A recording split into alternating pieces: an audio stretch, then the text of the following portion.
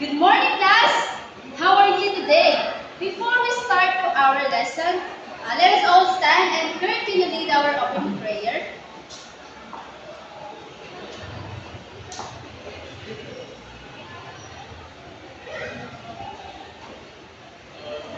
Amen. So before you sit down, check the alignment of your chairs and pick up the pieces of papers under your chairs.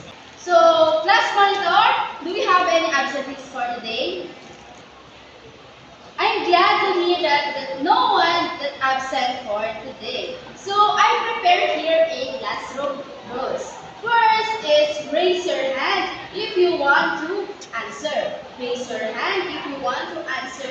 Second, listen carefully. Listen carefully.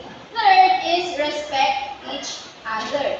Third is respect each other. So today, class, before we proceed to our energizer, what is our topic, class? Meeting.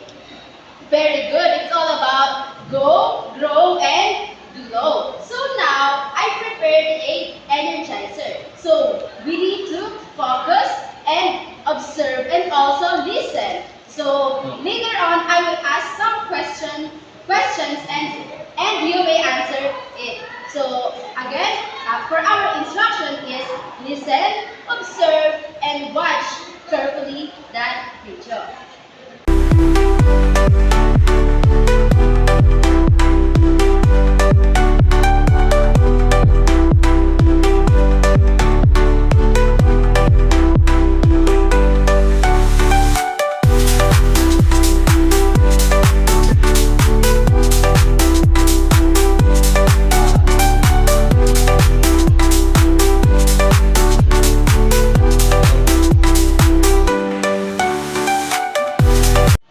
So class, what did you observe in that video? So what is the action that they did? Kurt? Jumping jack. Very good. Another, Jimboy? Marching. Very good. So our title for today is all about identifying physical changes during exercise. So you listen to our discussion and observe again for our later on we will have a quiz or written exam. Okay, class. So what can you see on the board? House. You can see a house. Very good. So today we will talk about the different exercises that you can do on your own. So how about you, class? Are you doing exercise in your own? Yes, teacher. Very good. So the first exercise that you can do on our own is this. What can you see on the picture? You can see a man. The man is lifting weights. So what do you think is the reason why the man is lifting weights? To become stronger, Very teacher. good, to become stronger.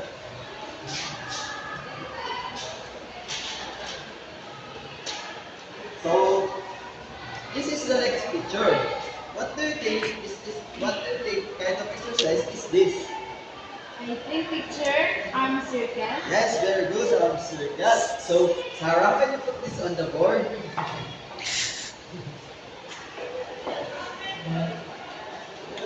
Very good. So now let's proceed to the next picture or the next kind of exercise. So what can you see on the picture? Jumping jack. Jumping jack. Very good, Kurt. So Kurt, can you help teacher to put the picture on the board?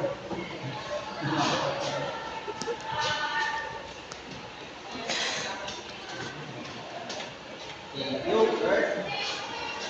So now let's proceed to the next or to the last types of exercise. So what can you see on the board? Yes, Jenny. You can see March in place, marching teacher. place, teacher. So Jenny, can you have the picture on the board?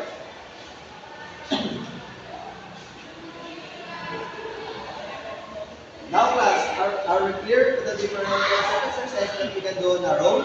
Yes, teacher. And do you think class, having an exercise is important? Yes, teacher. Why? Why do you think it's important? Because it helps us to become stronger and healthy. Very good. Okay, class. I will ask you some questions. First is, what is our topic that we tackled today? Yes, Sarah? I Identifying physical changes during exercise, teacher. Very good. So, what is the core that I mentioned earlier? Yes, Jenny. For our first picture, teacher, to become stronger, And the second picture is using arm circle, teacher. the third picture. Jumping jacks, teacher. And the fourth picture. March in place, teacher. Very good. When we exercise our body is changes. We may breathe faster, our hearts beat quickly, and we sweat. So these changes show that our body is working and getting stronger.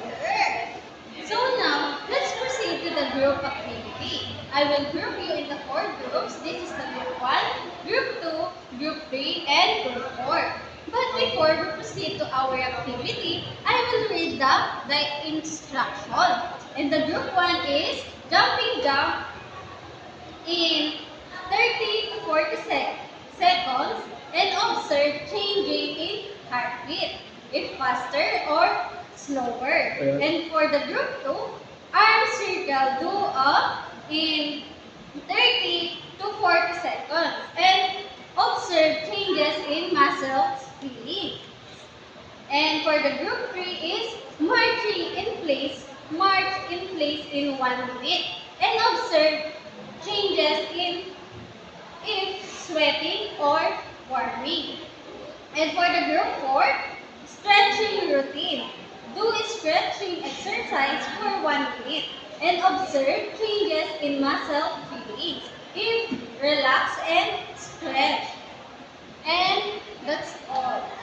I will give you 5 minutes to finish the group activity.